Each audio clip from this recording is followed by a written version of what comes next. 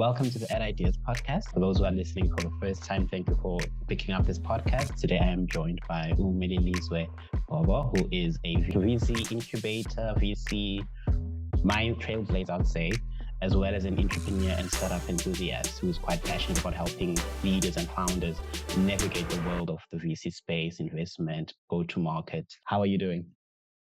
Doing well, man. Thanks for having me on the podcast. Super excited for this conversation. And I think off record, we usually have quite compelling and quite amazing conversations. So I'm looking forward to putting this on record. And thank you for your time and thank you for joining us. I think we earlier talked about, the VC space, how, for example, the stats are quite pulling up. So we've had, I think, different pockets of success for minorities, different pockets of success for women, and also for people who are trying to emerge and go into the space. And I think for us, just to help frame the conversation, what do we mean when we say we are speaking about a founder? What is the difference between a founder, a venture capitalist, investor, or what's the difference and the nuance between a founder and an entrepreneur? That's a very good question.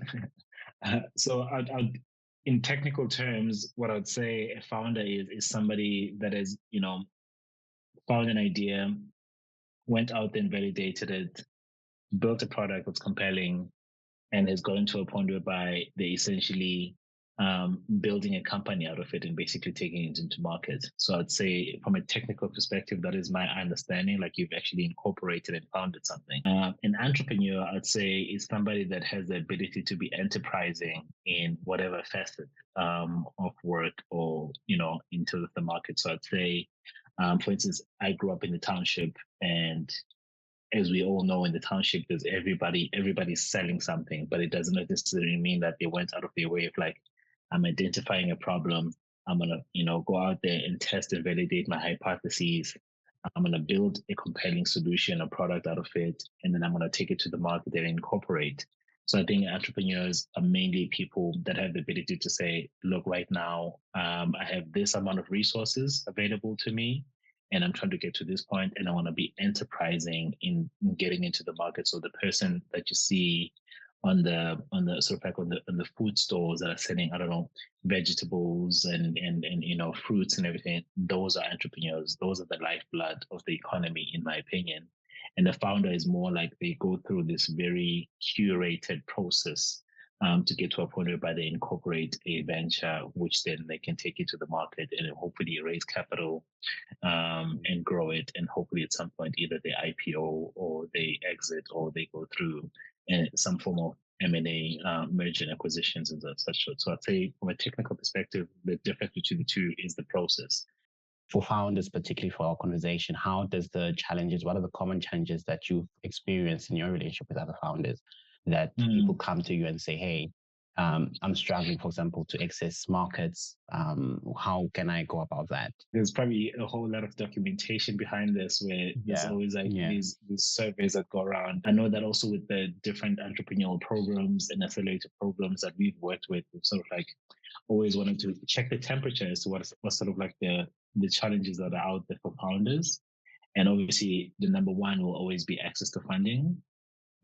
Next to that is also the timing. So when do you actually bring your product or service into the market? That's usually also like one of the, second to funding, that's sort of like one of the biggest challenges.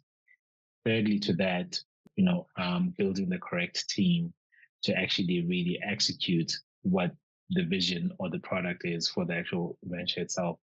So I'd say those are like the top three challenges. And then of course, there's the access to markets. How do I go from, taking a product that's developed in South Africa and take it to, to Germany, or I'm in the States, I want to bring something into Africa and Nigeria. So having that with that sort of like comes the ability to have, really established networks within that market itself.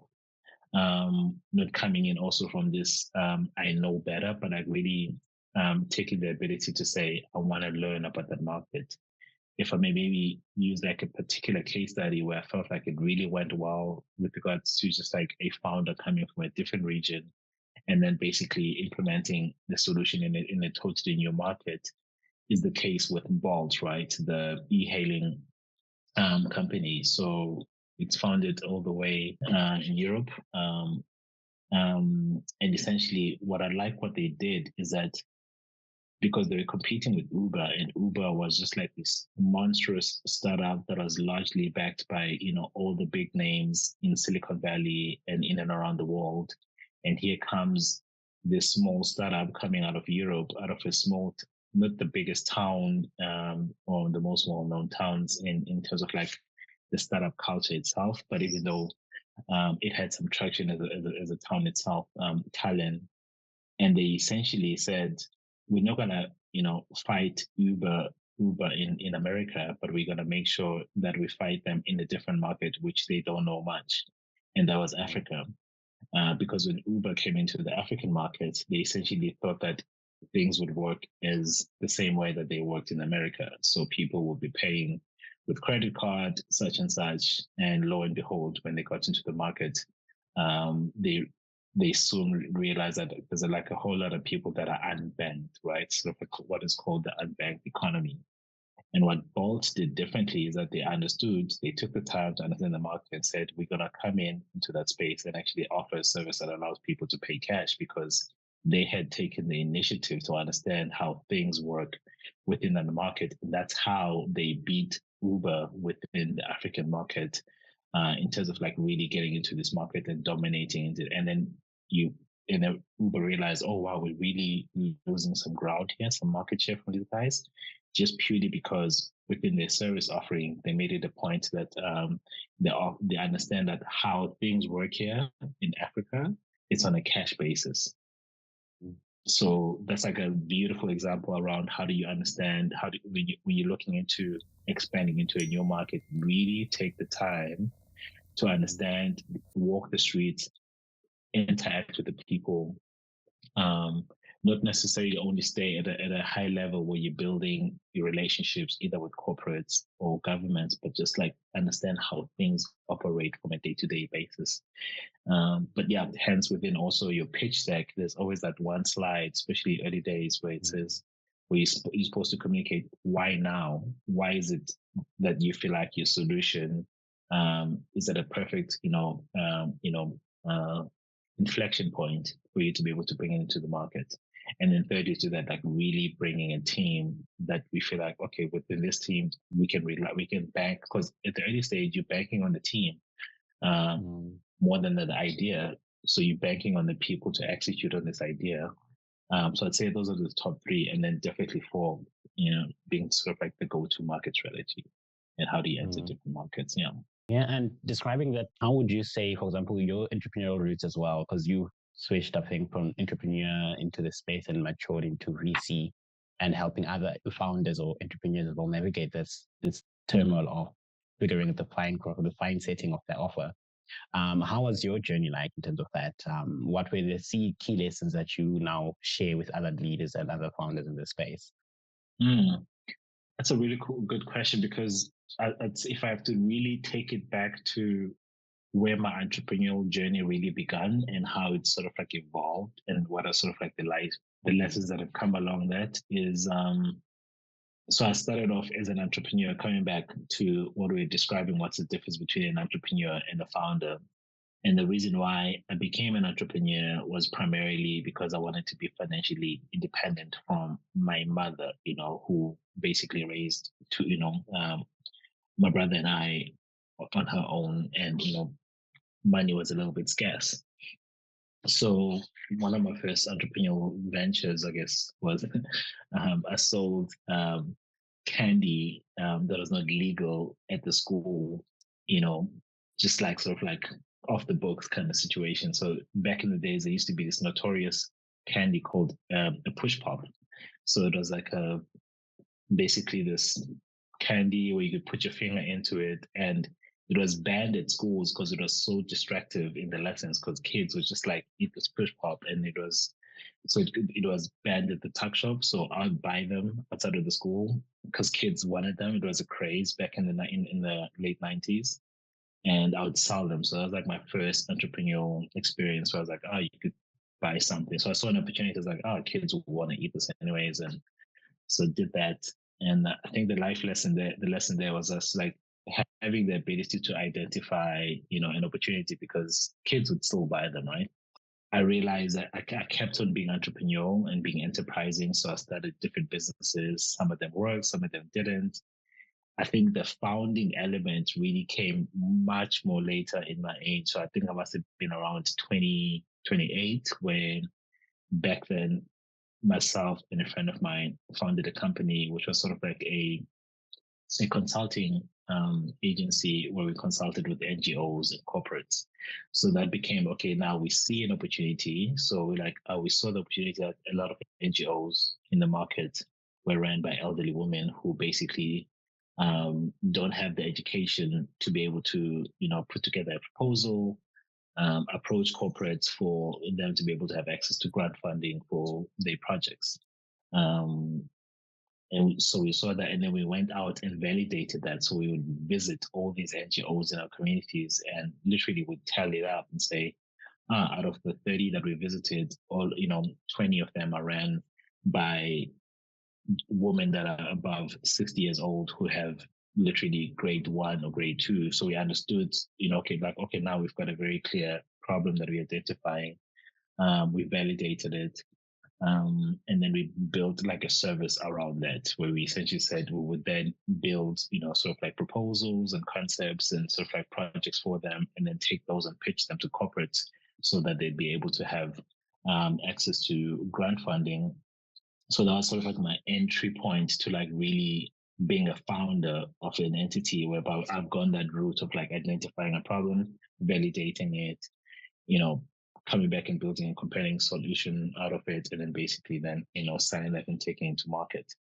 And then the lesson there is, again, just like make sure whenever you have an assumption, just go out there, validate it. And nowadays, it's so easy to go out there and validate whatever idea that you have in mind. And I always promote that also with any founder, saying, look, you could literally just go, first and foremost, start, and I never promote starting with friends and family, because friends and family, they will always, say, hey, it's a good idea because there's mutual love there. They want to support you as much as can, but really go out there and talk to strangers and try to validate if this is a problem. So that's like another big lesson. Just like really get out of your comfort, leave your laptop. It's nice to put together a deck and beautiful slides and research and feel like you've been productive, but up until we actually meet with the people that you're hoping to like really either use your product or sell your product to, you will be like the market will hit you very hard. So that's like another life lesson that I've learned along that trip. Like as soon as you have an idea, get out there,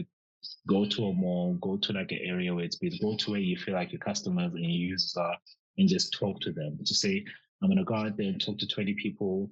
If if I get 10 yeses for this, then it's good. If I get 15, then it's great. If I get 5, then I know I'm off to something and I learn from that. Then I can iterate and come back again with a different either hypothesis or value proposition. That way you learn a little bit faster to like really get to the actual, because you might start off somewhere thinking that there's this problem, and then you end up a couple of days, couple of weeks, a couple of months later, you're solving a totally different problem.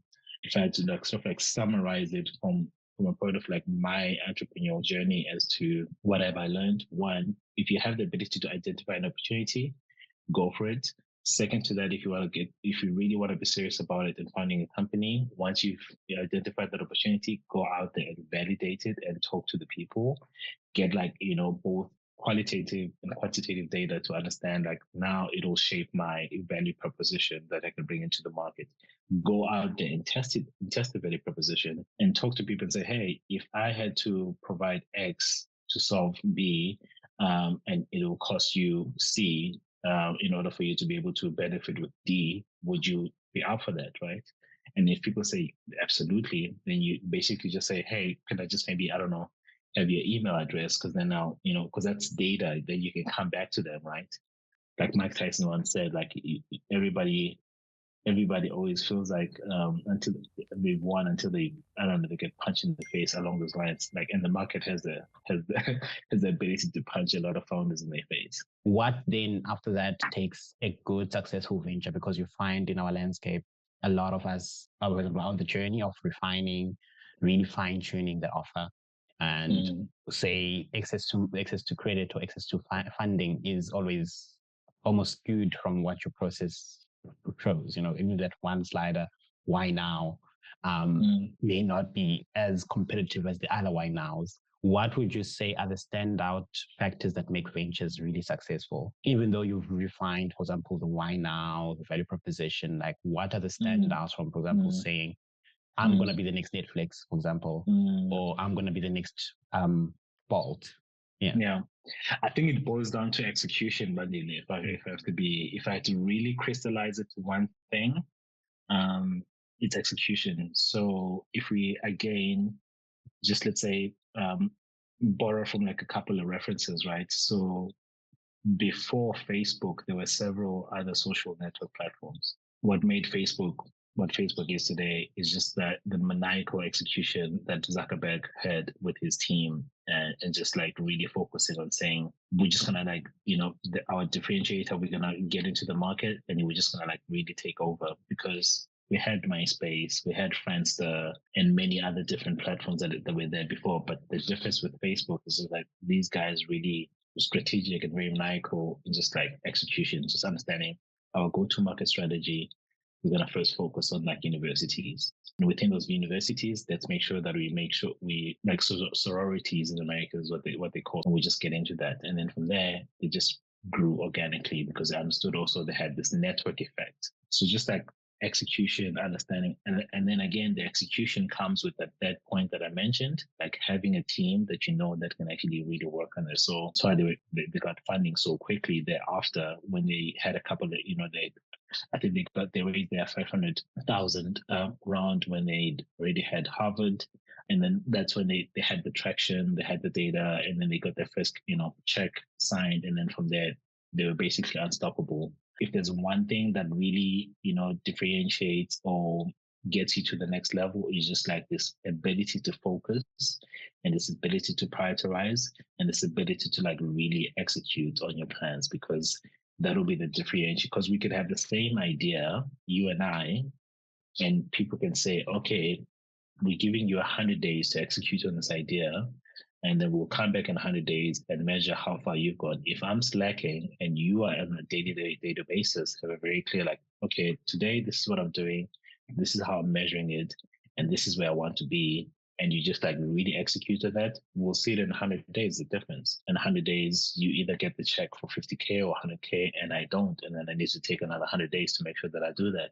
So it's always just like execution. And sometimes also being first to market is not necessarily the greatest. And I've learned this also in my own entrepreneurial journey. We were the first incubator accelerator program to be located in the townships when we founded Hubspace in 2012 in Cape Town.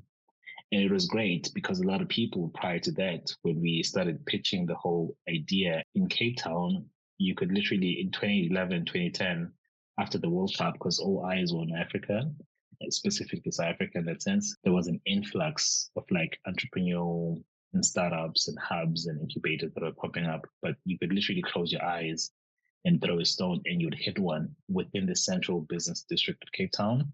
But then within the wider, aspect of just like South Africa, Cape Town and so on, you would find there weren't any incubators or hubs at the time. And with my then business partner, we just set out on that mission to say we're going to build the first incubator and entrepreneurial space in the second biggest township in South Africa, which was Khayelitsha. And a lot of people said, it wouldn't work. You're stretching yourselves a little bit thin. You get a lot of people, pushback from the ecosystem. But we went out there, raised the capital, set it up, built it, supported close to 50 founders, churned out between 10 to 15, startups. And some of those startups are still like growing and doing very well up and, till today.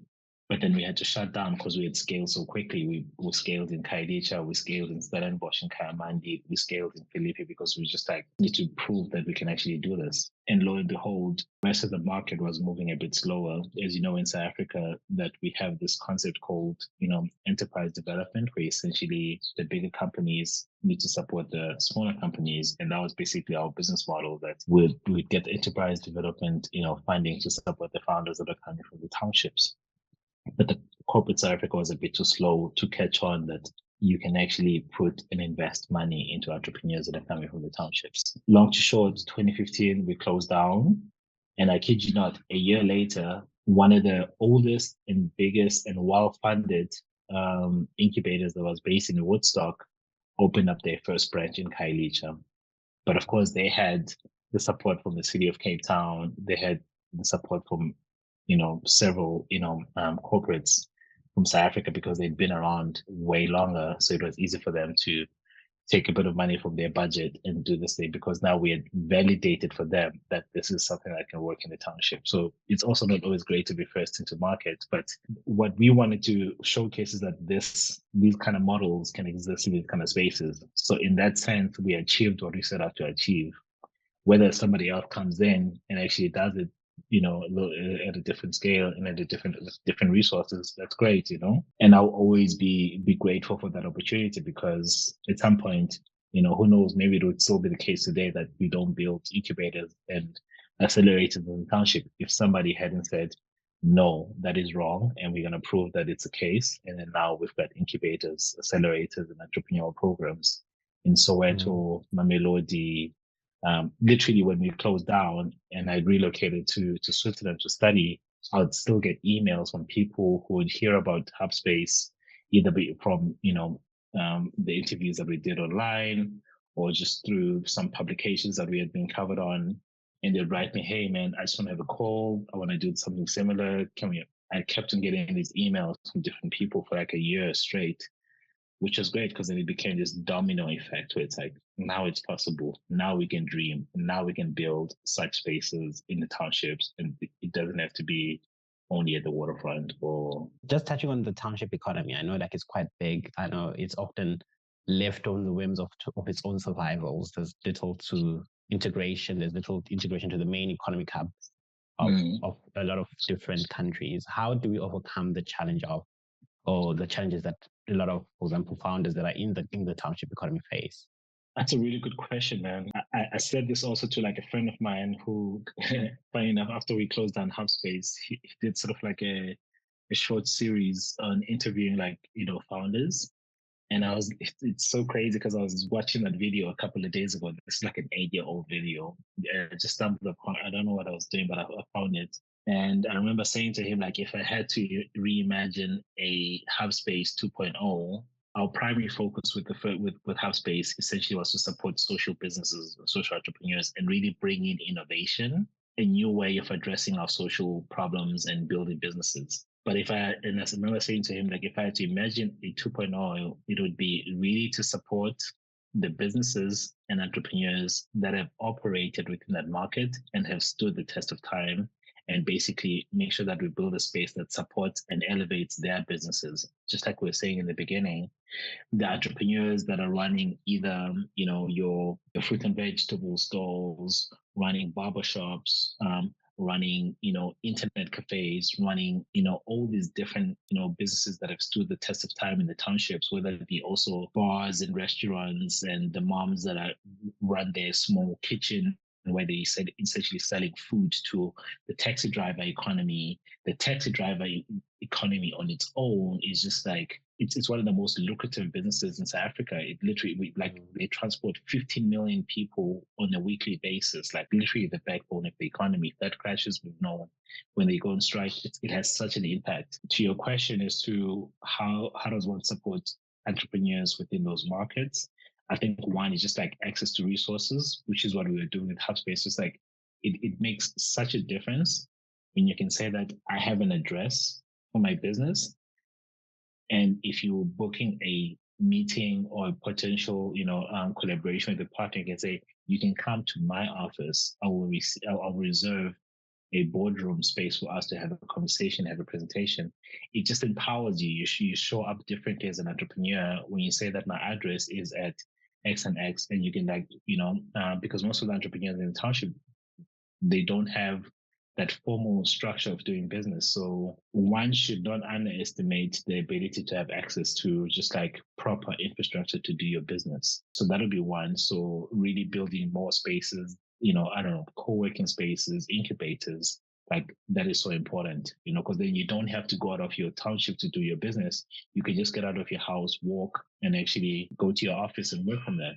It's so empowering and so liberating. And then you can go out of the town if you have a partner that you have to meet with, I don't know, at the CBD or whatever. Two, it would have to be a combination of mentorship and coaching, because I believe if you a founder, you always have to be very cognizant that the one asset that you have is yourself, your mental, your ability to just like operate, efficiently as a person. So having the ability to have somebody mentor you and somebody coach you, because those are two different things. A mentor will, basically open up doors for you, speak about you in rooms that you're probably not in. But a coach will say, okay, you have this goal, let's work through it and think through it as to how you want to execute it and hold each other accountable. So those two play such a pivotal role in the early stages of a founder, and it helps you build just like confidence, and it helps you build just like discipline to really execute from a coaching side of things, but also from a mentorship side of things. It helps you to understand that we are in the business of just like working with people. And if people can talk about you in certain rooms and introduce you to certain people, it builds that confidence that, hey, I'm trusted, that I can actually do what I'm promising to do. So that'll be the second element. The third would be funding, you need, like, one thing I've learned and I've loved, but now being based in Germany, is that you have what is called venture builders, a way of saying we'll find people, we'll give them, sort of like enough capital for them to like try out ideas. And if it works out, it works out well. But what I like about it is that you get like a stipend to keep you going, as soon as you don't have the worry of like, how am I going to make the next rent? How am I going to, maintain myself financially? Then you can really narrow down and focus on that. And that makes such a difference. So whatever entrepreneurial programs that are coming into the townships, I would promote that there should be funding for those founders to say, look, we'll pay you, I don't know, $6,000 on a monthly basis for the next 6 months or 12 months. You've got a great idea. Here are the resources. Go, right? Build a team around it. That's how I would allocate funding in the early stages. And then, of course, when somebody gets to a point whereby they've really, built a compelling venture case, and then, of course, now you want to help them incorporate, you want to help them, scale from being either at a pre-idea or the pre-seed for them to get into the seed phase, and then just go for it, right? Yeah. Mm. And one of the conversations I've been having with some of the people who have also started like their own ventures in like different pockets of society, particularly in the townships, they've always spoken up issue of the protection fee, for example, that some structural issues that are eminent in our economy are mostly accurately or disproportionately affecting people in the township economy more. You might find, for example, people have to pay, for example, a protection fee to be able to access the neighborhood or to access a certain market or a region in which they even live in. How costly is, would you say, structural or the structural setup in supporting founders in this sense, and who is tasked in addressing that structural environment in a way? It's fundamental. It's very important. Again, just like a reference from when we were building Hubspace, like I remember one of the things that we did or we had to do essentially was to go to Kailicha and meet with the development forum. And I always describe it as sort of like this Godfather like scene, essentially, where you go into this boardroom. Obviously, it's all male, and you essentially go there and let these people know that, hey, I'm looking to build this in the community. Can I get your blessings, basically? And I remember going in there with my then business partner, Peter, and Peter's a white guy, white South African and a black guy. And I said, I remember before we walked in, he was like, Melly, I'm going to shut the F up. I'm not going to say anything. This is your time to basically, shine, right? And I'm a young guy and sitting like, as you know, in our culture, as a young man and you're speaking to the elderly, there's a certain posture that you hold, right, between the two. So I had to really be very strategic in not being too submissive, but at the same time also having a little bit of like authority, like, hey, this is really not about you here in the room, but it's about the community at large. I understand that you guys are the gatekeepers, you're the development forum. Of course, I'm here to get your support and blessings, but let's not forget that we're not doing it because for all of us here on this table to benefit from. We're doing it for the entrepreneurs that are out there. So it had to be this tone of saying, I respect you. Thank you for taking the time to meet with me. So coming back to the whole structure, that was like a structure that we had to intentionally deal with in our process.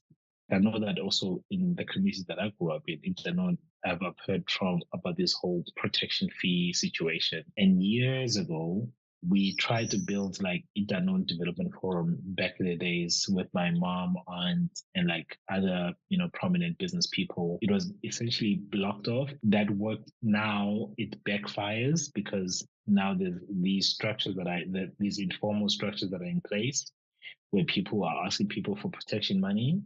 But if there was such a structure, that structure would govern that and make sure that doesn't happen in the community. So I think you definitely raising like a very key point as to if we don't have formal structures that are set up, then we'll have informal structures that will set themselves up and basically, either corrupt that whole economy itself, which is what's happening with this whole thing. And it's a sad case. And I don't think there's a sort of like one solution for it all to solve it. I think it's like a whole systemic approach that needs to be, taken. I think, government needs to come into play, community leaders need to come into play, civil society needs to come into play and sit down and say, how do we address this whole topic? Nobody wants to be extorted. The government should see that we're going to be losing money because people are going to be afraid to open up businesses because who wants to be threatened and extorted for, and possibly put their lives at stake. And then that means that there's less businesses that have been grown, and that means there's less money going into the GDP, bucket. And so it needs to be addressed. We are in an era of crisis now. I mean, everything is just emerging into a melting pot of different difficulties, in monetary, economic, energy. And also we are probably going into or living in a founder crisis where, a lot of founders struggle to have or access funding to be able to expand, to be able to do the things they need to do. How do we tackle these challenges as other founders or as people within the ecosystem? I think it's a combination of, one, as founders, we also have the responsibilities to make sure our fellow founders are supported. So if I know that I'm building something in a particular industry and I've managed to go out there, build a product, raise the capital, scale and grow, and then I know that you are building a different solution, but within the same industry, I feel like it's only fair that I also open up those doors for you, whether to that funding opportunity, the corporate partnerships that I have. So I think this mentality of saying, well, I'm just like really building it for myself, and I'm going to take care of my business only, that needs to go away. As soon as you wear the badge of like being a founder, by de facto, you're part of a team and you're part of an ecosystem and you want to build that ecosystem. And the only way to build that ecosystem is enabling other, like-minded people to have access to what you have access to. So I think that's one, like the founders themselves also have the responsibility to support other founders because you're working this journey together. So I think that's one. Second one would be really just on the other side of it. So on the other side of the table where there's capital, because it's two sides, right? It's the people that have money and it's the people that have the ventures and ideas, and you're trying to meet each other halfway. So the other side of the table also needs to come on board in the sense of saying, we want to make it as, for lack of better words, I'd say easy as possible, but it shouldn't be easy, but just like accessible for you to have access to capital. And in that sense, it requires also the VC space to be quite innovative in what financial instruments do they put out into place. One of the things that helped Hubspace back in the days, it was this whole concept of like patient capital, understanding that we're not going to have the typical around that, VC funded startups have sort of like this 7 to 10 year exit or, M&A or IPO kind of process, but it'll be a little bit longer than that. So we're looking at 30 to 40 years, like really patient capital, because we're trying to build, businesses that will essentially form industries. So I think also from the other side of the table, there needs to be much more agile and much more innovative financial instruments that are put into place to support founders. You earlier touched on mindset, right? So being a key important thing of self-preservation in this space. What motivates you and what preserves you in this space? That's a good one. I was sharing this to a guy that I was talking to yesterday. So the three reasons why I'm a founder. So the first one is just, so I have two kids. I would be a hypocrite if I didn't pursue my own dreams and tell them that they can pursue their own dreams. So like from a personal element, it's just like this, because my dream is to build, businesses and support founders. So if I don't pursue that dream, I don't want to reach my end of life and be like, I could have, should have, would have, and then come back and tell, my kids that, oh, you can pursue your dream, but I like, hey, Dad, can you show us what dream did you pursue? And it's like, it's that personal element. It's really so linked to my kids and just like instilling that belief. Secondly, it's definitely for economical reasons. So I think from a mindset perspective, I learned this from one of the early, employees from Facebook who then exited and does his own thing. And he comes from Sri Lanka, right? Came from Sri Lanka, moved to Canada, worked at the McDonald's and put himself to education, and now he's a multi-billionaire and one of the most influential, VCs in Silicon Valley. And the mindset that he instilled in me, as soon as you have the ability to have capital, you can get into the right tables, and within those right tables and conversations, you can drive an agenda. So I think tying it to self-preservation and mindset, one as a founder needs to hold the mindset like whatever resources, small or big, that I have to my access, they should be so key to driving a particular, agenda for my one of my agendas is to bring in more people of color, within the tech entrepreneurial space. So from a mindset perspective, like for me, that is top of mind to make sure that whatever spaces that I'm in, I'm making sure that I'm enabling this. And if I don't see that, I try to retract it a little bit because I'm going to be fighting. It's not going to be good for my own mindset because I'm not necessarily fulfilling one of the key things that is important for me as a value. The third one would be anything between the freedom to explore opportunities, having clear daily routines and practices. One of the things that keeps my mindset really sharp and focused is just like having a routine, that really helps me from a mindset perspective. So I know I wake up and these are the things that are in place. And within a routine, you can still have the ability to be creative because a lot of people think that if you have routine and systems in place, you can't be explorative and related. But as soon as you have it in place, you find the spaces where I can be a little bit more creative and rather than thinking that it's going to stifle you to do things out of the box or do things differently. So I think from a mindset perspective, also just like having a morning practice, like a simple thing as a morning practice that you do on a day-to-day basis, helps you it's like an anchoring thing from a mindset perspective, because once you know that if I've done this thing that fuels me, then I'm fueled for the day. So for me, it would be anything from, preparing, now one part of my morning routine is like preparing lunch and breakfast for the family. Like I know that's a thing of mine. Like I wake up in the morning, go for a 30-minute run, come back, do like a 10-15 minute meditation, and then I do the breakfast, and then I've started my day. Then the chaos can then start thereafter. Mm. And you bring up an important feature, which is quite time management. Mhm. How do we manage our time better, and how do we find the right people to partner with to bring, for example, our founder dreams, our founder entrepreneurial dreams to life, that can share that buy-in? That's a good one. I think time management will always be, at least for me, it'll always be a dance of like really having structures, but also having a little bit of flexibility around it. So as much as I plan my day the day before, and I know, okay, this is how things look like for me, but I still leave like a little bit of room for like a little bit of spontaneity. Managing your time is, oh, it's so important, man. It's because it's so key, and it's something that at least I wasn't taught. I had to learn in my later stages, and it's just like What this. helped you in that learning? Like what helped you? I think what helped me is my wife, because she comes from like Germany, and Germans are just known to be very frugal with their time and planning. So she's always been a good mirror in that sense. And then again, I went through like 3 years of like this really profound education system in Switzerland that really taught me how to restructure my habits and my beliefs that I've built up for so many years. So one of the beliefs that I had was like, ah, man, time comes and goes. You just gotta be fluid around it. Lo and behold, that is not the case. It can be the case up until a certain age in your life where you're just like, hey, I'm a little bit careless.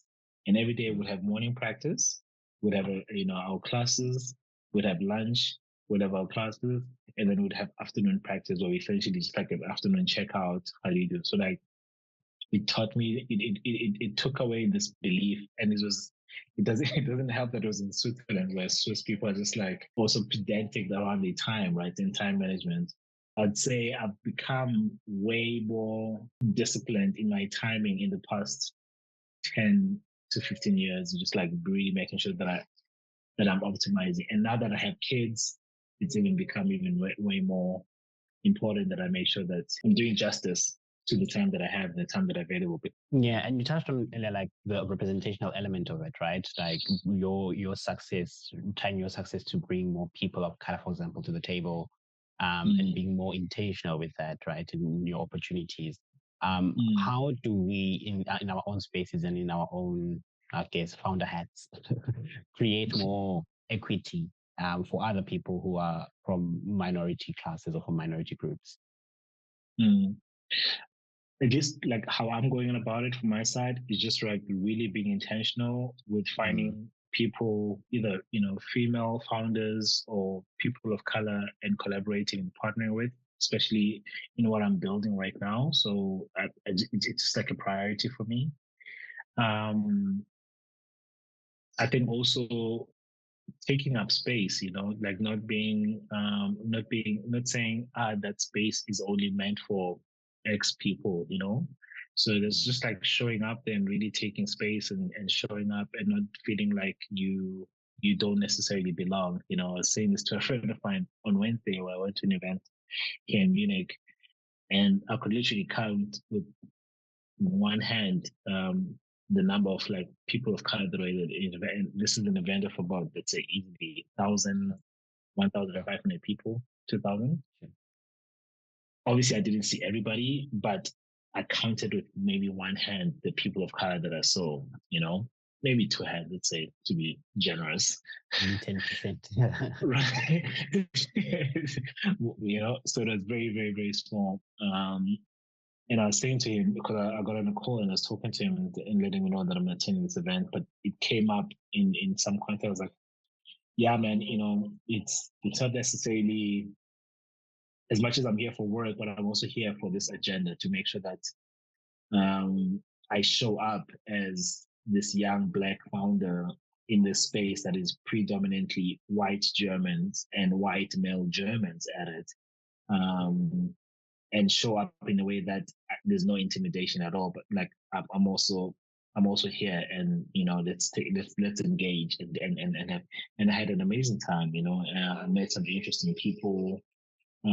Because also I'm on this journey where I've moved from Berlin to like an hour outside of Munich, and the difference between Berlin and Munich is that Berlin is this metropole, so I'd say equivalent to Johannesburg, where everybody's just like converging from all different walks of life into this metropole. So there's more diversity in it. In Munich, it's totally different. Everybody knows that there is a little bit of diversity, but it's predominantly white German, dominant in that sense. So also when you move around, like now that I've started to like really start attend events and start really, meeting people, you realize, oh, okay, there's maybe one or two people there that are, a couple of females there that are founders, but it's mainly white German, males. So I think, and then in that sense, it just motivates you to say, okay, no, this should not be the status quo.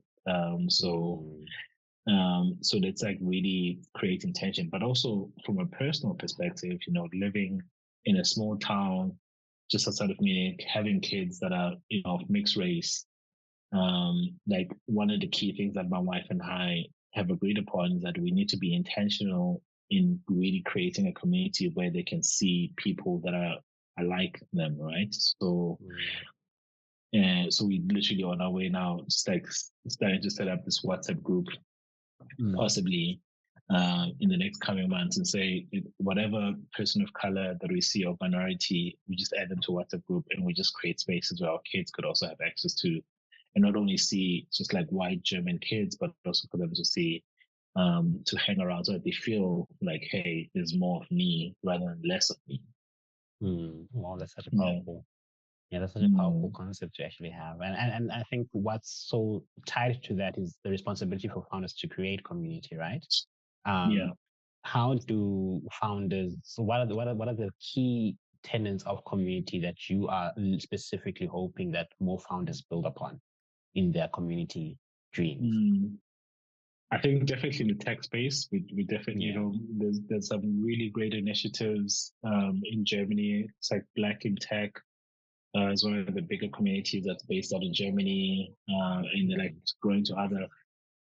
It's a community that there's a community called Migrapreneur that's based in Berlin, also really focusing on migrant entrepreneurs. They've got like programs and planning programs. So I think it's just like really creating those spaces. There's like, Future Female, which specifically for female founders. There's, different really really different and recently also there's been like a good surge of like focusing on the LGBTQ plus community and just like creating VC funds and entrepreneurial programs in that space. So I'd say metropoles like Berlin are really doing a great job around that. I think also just as and then as the rest of the country in Germany, it's a little bit. It's still a new sort of like way of doing it, right? Um, And then for my side, and I'm trying to plug into those communities as much as possible. So I'm definitely part of Black in Tech and Micropreneur in Berlin. But now I need to find that in this new space that I'm in. But also from my side, it's my own personal agenda in the long run to like really build such communities, specifically back home in South Africa, but also throughout Africa. So it's sort of like really something that I feel like I started with Hubspace and did that. And then I've kind of like paused it from a point of like really building it, but like building it more from what I need, personally. So I do have friends that are coming on from these different backgrounds and communities. But then at some point I'll pick it up as like as a very clear agenda to like really pursue by being active around it. So for now it's just still mainly from a me plugging into existing communities rather than me creating communities of that nature. But at least from a personal side of things, yeah, with the kids, that I'm doing intentionally because we live in a small town, we need to make that happen. But generally, from a professional perspective, I'm okay for now plugging into existing ones and just bringing in my little bit of bringing myself into those spaces and making sure that I also give instead of just like getting. Innovation and AI. Innovation and AI is quite overtaking. Well, in as much as the conversation on innovation has been quietly crowded for the past decade or so, with different takes, with different leadership on the topic, but AI has disrupted quite a lot. In its wake, basically in its world, overtaking quite a lot of processes and replicating jobs and probably replacing them. What should be the renewed relationship between innovation and AI in the founders ecosystem? That's a very good and very loaded question, and we can spend easily A whole day. the 3 hour or 4 hour conversations we've had in the past about different topics. But if I had to like really crystallize it into like one key point, and maybe I'll expand on it, is that it's have a very collaborative relationship with artificial intelligence as a founder. And what I mean by that is that, and I think also just like not even only as a founder, but just like as anybody that is meaning to be resourceful, whether it be in your work as a full-time employee or as somebody who's a freelancer or whatever it may be, if I'd see it more as a like having like a collaborative relationship with artificial intelligence, because you have your own intelligence and now you have the opportunity to access artificial intelligence, and you can just put those two together to solve either certain tasks, build projects, build businesses, and build solutions out of that. So and one thing that I firmly believe is that I don't think it's sort of like this. I don't think it's a wave that's gonna go away anytime soon. It's here to stay. The genie's out of the bottle. And we just gotta utilize it to the best of our ability. I don't necessarily have this fear driven approach towards it, like, hey, it's going to take away certain jobs. Right now, it's still so far away from that being the case. Because right now, as much as also the hype has been there, since 2021, with ChatGPT launching in November up until early this year, mid this year, companies, because obviously we know the big company that is really supporting this whole thing is NVIDIA, right? They've generated like companies have spent collectively like 750 billion US dollars just to buy these chips from NVIDIA, right? Great. So this one company is like really building, during a gold rush, they're supplying spades, right? So it's great. They're really winning in that sense. And then again, I say all of that money has gone towards building applications that allow us to, I don't know, chat with the bot. And it kind of feels like it doesn't justify that amount with the solutions that are in place. Like, great, I can generate an image. Well, great, thank you. That's amazing, right? But it's like 750 billion is like, it's a governmental transaction in other spaces, right? It's like a lot of money, And now I've got an application that allows me to, I don't know, build a slide deck, and then I still have to change. It doesn't justify the money that's going in and sort of like the output that is coming out. So I'm not fearful that right now it's going to take over any jobs. I think it will enable. I think also even software developers are saying the same. Because is it going to take away software development jobs? No, it just enables them to to check their code and be more efficient and work a little bit faster. So coming back to my point, it's just like really having this collaborative relationship with innovation and artificial intelligence. And then I would say also we haven't necessarily seen its full capabilities yet. Like I think that's what I'm saying. Like it's still churning out these kind of like nice, applications that we can use and generate, I don't know, videos and edit videos a little bit faster. It's still nice. I think the next round where we really see, specific use cases for it in specific industries, whether it be in the medicine, in the educational space, in law, in science, and that's where it's going to get more exciting. For now, we're just still building applications that allow us to just generate amazing imagery, and that's fine, that's great, but it doesn't justify the amount of spend that has gone into it. And that's just like my hot take on that. And you really touched on like the innovation gap in a way, in terms of AI. Would you say that well, let me just rephrase. What are the new solutions in relation to the space that you are now excited about, that you find are innovative or pushing the needle in some shape or form? Within innovation or artificial intelligence? Within the whole category of the founder ecosystem. Yeah. I mean, who are using perhaps AI or innovative techniques in their offering? Yeah. Ooh, that I'm excited about. That's a good one. That's a really, really good one. I think I would come from it more from a meta level, like from an industry perspective, where I see a lot of great potential around it. So I think, I think in the commerce space, like the e-commerce space, I think there's going to be like quite exciting opportunities there for like really, leveraging, large language models because there's so much data within the e-commerce space thanks to the likes of your Amazons and the big e-commerce platforms that have been out there. So leveraging that data is not, in fact, Amazon, they're going to be in such a great position in the next 10 to 20 years if they really play their cards right.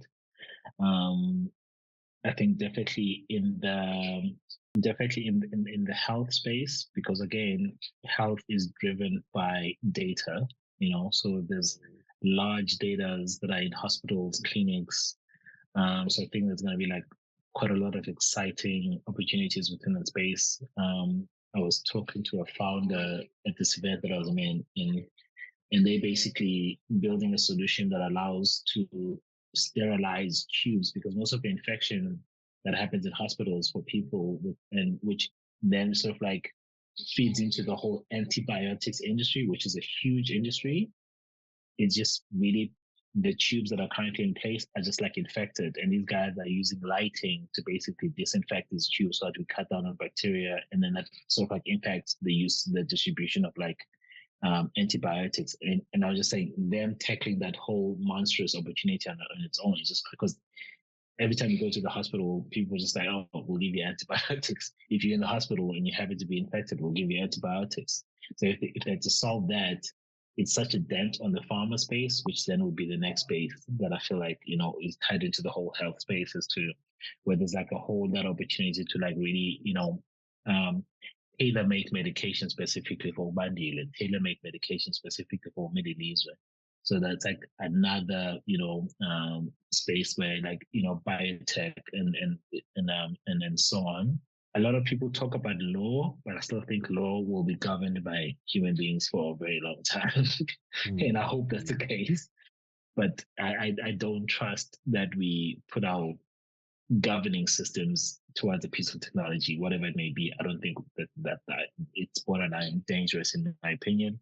I think in travel and just like logistics, with IoT, devices and IoT robotics being complemented with AI, there's going to be amazing things happening there, whether it be in the agricultural space. How do we make sure that the farmers are much more supported in terms of just like, yielding better crop, um, optimizing on the little bit of land that they have. So I think in that space, that combination of like IoT, robotics, and AI, and now I think it's going to be the opportunity because software has had its run since like the 90s up until now. And now I think hardware is going to have its run for a while, being complemented with AI. So it's going to be a lot of like really cool things that are happening in that space where they, right now Tesla is building their robots and they look incredibly amazing, and they're going to cost like what, $30,000, dollars. And out of the 1% people that have that money, or the billionaires that are out there, the millionaires, you're gonna see this in like in real life in the next, let's say, 2 to 3 years, where people are just like have this robots in the house that just does everything and everything around just like household, taking care, having an assistant. What would have been the highlights or the key takeaways from this conversation for you? Oh, maybe I'd throw that your way and then I'll follow up. Okay, yeah. I think for me, I've learned quite a lot about the resilience required to be a founder or to be a successful founder. Not just creating room for other people to have space in what you're creating or the solutions that you provide, but also bringing community with you. There's certain structural issues that I think every founder will struggle with. There's always structural shocks that come in. But what I've realized from this conversation is that, the preparedness of who you bring into the table matters. The allies that you have who's able to speak on your behalf, be your mentor, your coach, that is also critically and equally important. Looking back at like my journey as well in small shapes and forms, it's always the rinse and repeat process is always understated, because people think, oh, okay, you create a solution overnight. And I love the fact that you always said, don't rely on your own desktop research, go it's easy to put a graph and make it look pretty, but, go to people, validate that hypothesis, refine that hypothesis. And that search cost, is always something that people always look over and like, okay, cool, I'm just going to take 5 people. And whereas you're refining this and you're building this and you're scaling this. So I think that for me was quite a helpful outcome from this conversation. And I think, looking at what you're also doing for your children, being an example of them pursuing their dreams, being them just being easy to point at, like, oh, my father pursued his dreams, so I can. Make it more relational, make it more tangible for them is something that I think is quite inspiring, and it's something that I think founders possibly could also look at in terms of what when they are starting their own ventures. What is the resilience of their brand? What is the aftermath of their brand in a way, or their brand affinity? Um, to say, okay, cool, the ripple effect of me starting is that the impact of this is this XYZ. So I think for me that I've learned quite a lot from this. Well, it seems like a very short time, but it was quite a meaningful conversation. So yeah, thank you so much for that. And I'm sure if or not you have like a few like take home messages that you feel are really drive home messages for us. And I think for me, what I'd hope anybody takes away from this, especially from a founder perspective, is that one, if you're gonna found something, like really don't sit in front of your computer, like really go out there, meet the market as early as possible. Because it's one thing to have a great idea, but it's another to like build like a compelling solution out of it that people actually need and find value in.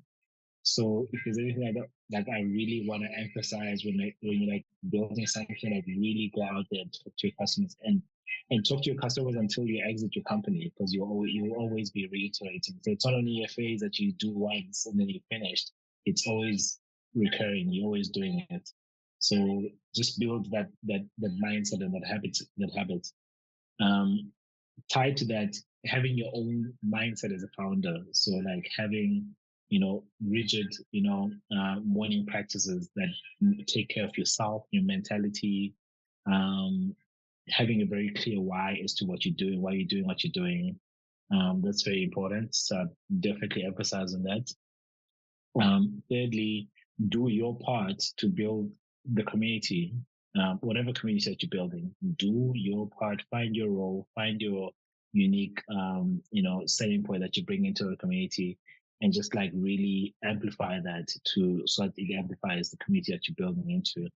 And then I'd say, just like to like really close it off. Look, the future that we have in terms of just like building is already here and existing, and we shouldn't think about it that it's still coming. Like, let's take what we have right now and understand, and like, so it drives the narrative of the future. So like with the whole topic of AI, we already know that it's here. So like, let's utilize it so that they actually create the future that we wanted to create, instead of it being this thing that we think that it's going to create a future that we're going to live in. So that's one thing I'll definitely, emphasize on, just like looking into the future if I had a crystal ball. Yeah, no, thank you so much. And entrepreneur, founder, and VC trailblazer, Melilizwe Gqobo, thank you so much for your time, and thank you so much for having a chat with us. Just like how the founder space and the ecosystem. Yeah, and thank you for following. Thank you. Thank you very much. It was great. I love it.